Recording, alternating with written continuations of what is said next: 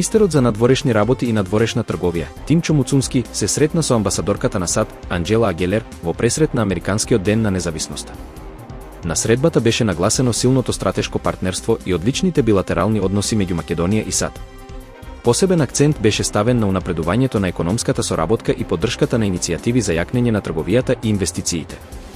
Муцунски ја потврди посветеноста на владата за клучни реформи и стабилност на регионот во соработка со НАТО и партнерите. Според прелиминарни информации, во округот Соломијански во Киев избувнале неколку пожари во стамбени згради по руските напади, објави началникот на воената администрација Тимур Ткаченко. Пријавена е штета и во најмалку 4 други области на главниот град, а противвоздушната одбрана дејствувала со часови. Украинските сили информираа дека руската армија испалила и хиперсонична ракета.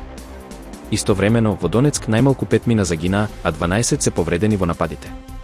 Нападите следат помалку од 12 часа по телефонскиот разговор меѓу Доналд Трамп и Владимир Путин. Путин изјавил дека Русија останува подготвена за преговори, но нема да се откаже од своите цели, барајќи Украина да отстапи територии и да се откаже од НАТО, што Киев го смета за неприфатливо.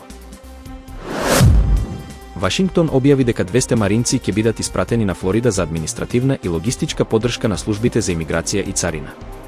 Ова е прв бранд поддршка од Северната команда на САД, со строго ограничена улога без директен контакт со притворените и без учество во апсење.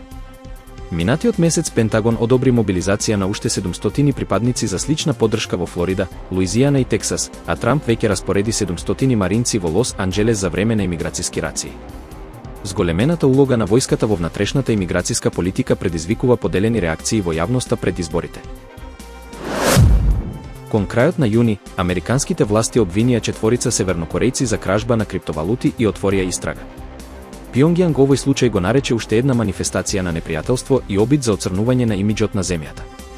Севернокорејското министерство за надворешни работи изрази загриженост за провокациите од американските агенции кои, како што велат, ги кршат правата на нивните граѓани.